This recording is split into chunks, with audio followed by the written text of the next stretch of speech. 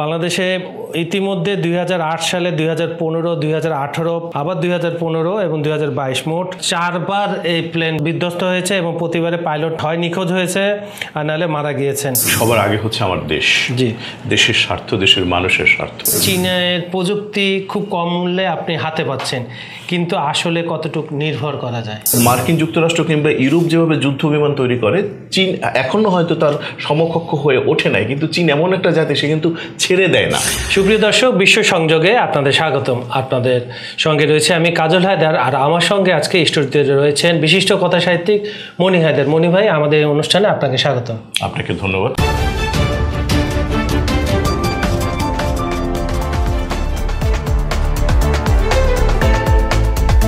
আজকে বাংলাদেশ রাষ্ট্রীয় শোক, আজকে যেহেতু বিশ্ব সংযোগ, তারপরেও আজকে রিলেটেড, বাংলাদেশ রিলেটেড, এই কারণে আপনারা সবাই জানেন দর্শক, গতকাল মাইলস্টোন স্কুল অ্যান্ড কলেজে আপনার একটি সামরিক প্রশিক্ষণ বিমান ভেঙে পড়ায় এখন পর্যন্ত নিহত সংখ্যা প্রায় 27 জন বলে আমরা জানতে পেরেছি। বেশিরভাগই শিক্ষার্থী, পাইলটও নিহত হয়েছেন।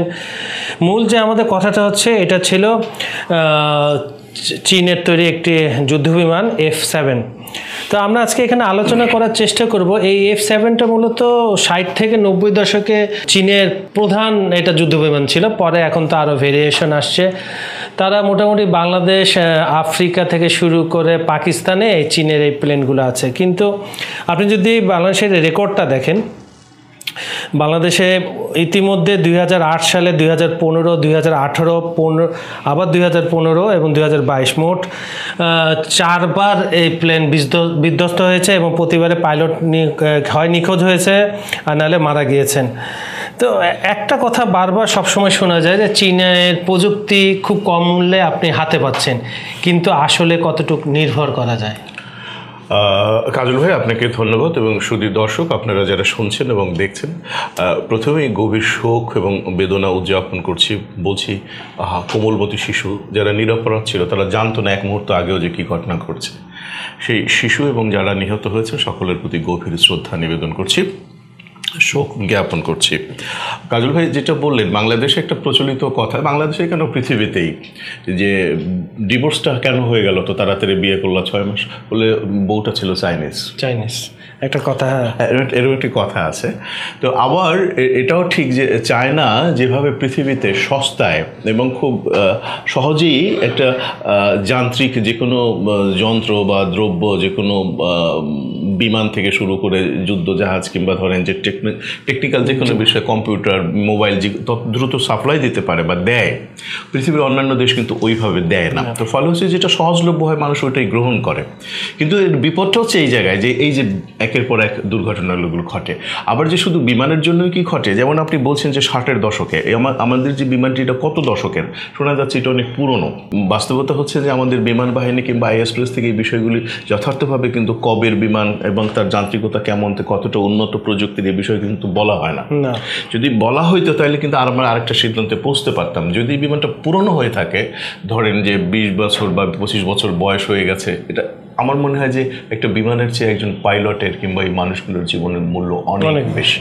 সেইটা যদি বিবেচনা আনা হয় তাহলে কিন্তু দোষ চীনা বিমানেরও দেয়া যায় না।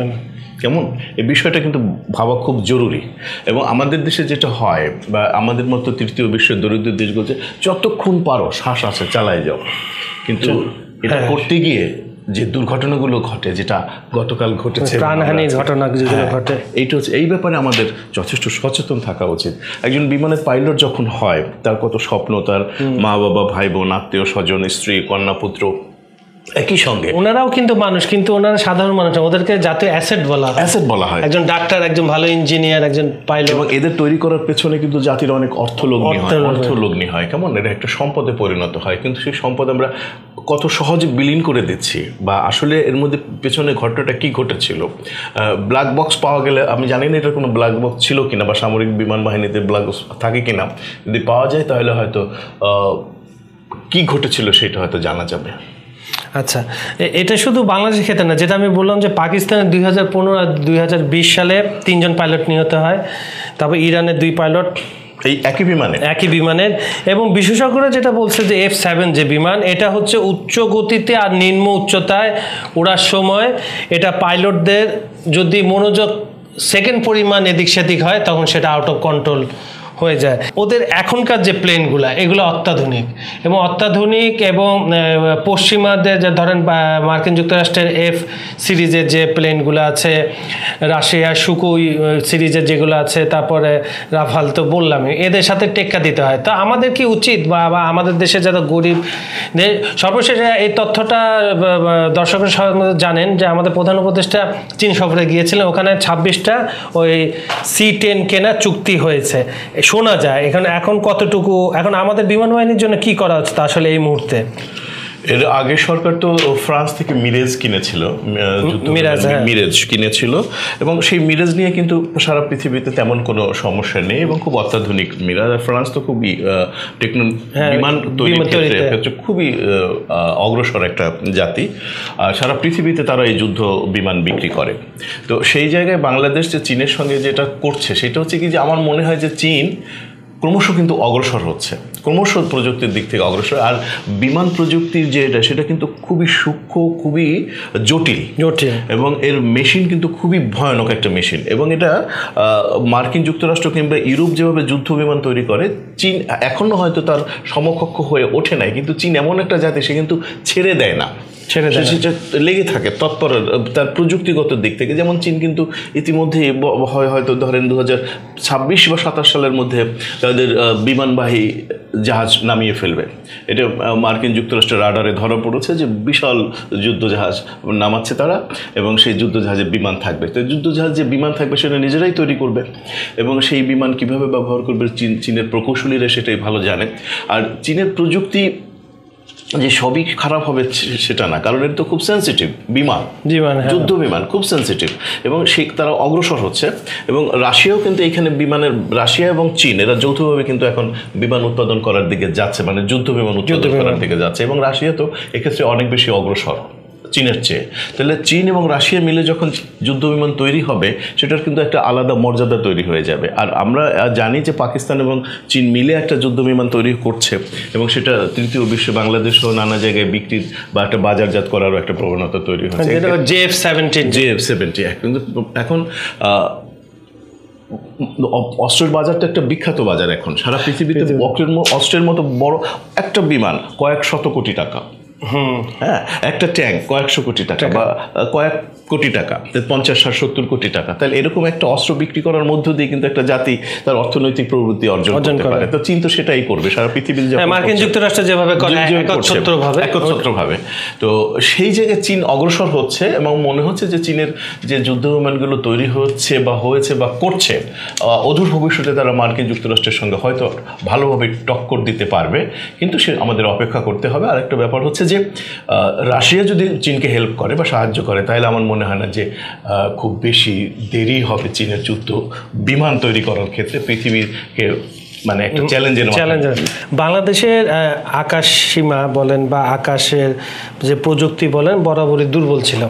এখন বর্তমান এই বিশ্বে এখন আপনি না চাইলেও তো আপনার ঘাড়ের উপরে যুদ্ধ এসে পড়ে, অনেক সময় চাপিয়ে দেওয়া হয়। তো এই ক্ষেত্রে বাংলাদেশের প্রথম কি পদক্ষেপ নেওয়া উচিত? ধরুন এয়ার ডিফেন্স সিস্টেম থেকে শুরু করে আপনার ভালো প্লেন দরকার, কাদের সাথে চুক্তি করা দরকার, কেন আমাদের বাজেটটাও লক্ষ্য রাখতে হবে, মাথায় রাখতে হবে। এটাতে আপনার এইটা কি অ্যানালাইসিসটা কি? সবার আগে হচ্ছে আমার দেশ, দেশের স্বার্থ, দেশের মানুষের স্বার্থ, এবং সরকার এবং যথাযথ কর্তৃপক্ষ যারা আছেন তারা নিশ্চয়ই, যেহেতু আমরা হচ্ছে এক ধরনের দূরাগত মানুষ, আমরা প্রযুক্তির নানা রকমের কৌশল এবং টেকনিক আমরা জানি না, ওরা জানে যারা এর সঙ্গে যুক্ত আছে, এবং তারা এই দেশের মানুষ। তো সুতরাং তারা দেশপ্রেমের জায়গা থেকে দেশকে ভালোবেসে দেশের জন্য যেটা খুব প্রয়োজনীয় এবং জরুরি সেই সিদ্ধান্তই নিশ্চয়ই তারা নেবেন। কয়েক বছর আগেই শুনেছিলাম যে আমাদের রাডারের অবস্থা খুব খারাপ, মানে বেসামরিক বিমান অবস্থার যে রাডার অবস্থা খারাপ, ভারতীয় বিমান আমাদের বা রাডার আমাদের ভেতরে ঢুকে তারা নাকি অর্থ কামাই করে নিচ্ছিল, এরকম প্রতিবেদন আমি পত্রিকায় পড়েছি। তো এটা তো একটি দেশের জন্য সত্যিকার অর্থে খুব বেদনার। পরবর্তীতে ফ্রান্স তো আসলে ফ্রান্স আপনি সুনাম করলেন এই এয়ারপ্লেনের, ওরা কিন্তু রাডার বানাতে বিশ্বে 1 নম্বর।